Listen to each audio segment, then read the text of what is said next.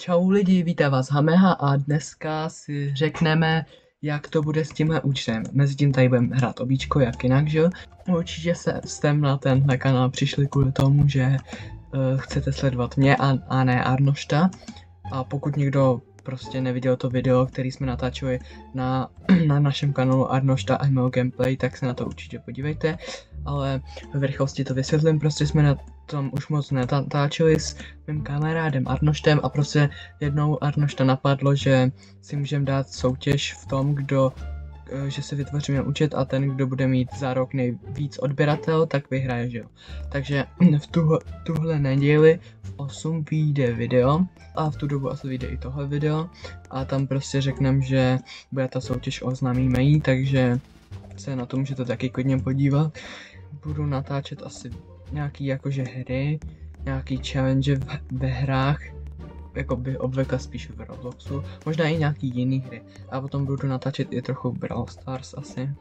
A nevím, nebudu asi dávat čas, jakože že třeba každý týden bude vycházet nový video, protože prostě já YouTube mám jenom jako zábavu, takže to nechci mít stres, že třeba ve středu musí být video, tak rychle se natočit, rychle se stříhat, takže to prostě budu jen prostě někdy vydávat videa, někdy ne, ale jako mohlo by to být jednou týdně nějaký video, jo.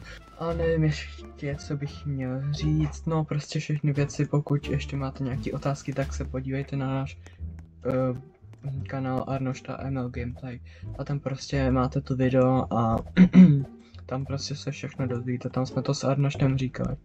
Na tohle video vám dám odkaz na Arnošta, i když to dělám nerad, protože soutěžíme furt, že jo, takže bych neměl odkazovat, ale kdybyste se náhodou na něj chtěli podívat, taky má videa a potom byste si řekli, že je má blbý, tak se můžete klidně samozřejmě vrátit ke mně, ale na ostatní videa už to asi dávat nebudu, jen na tohle.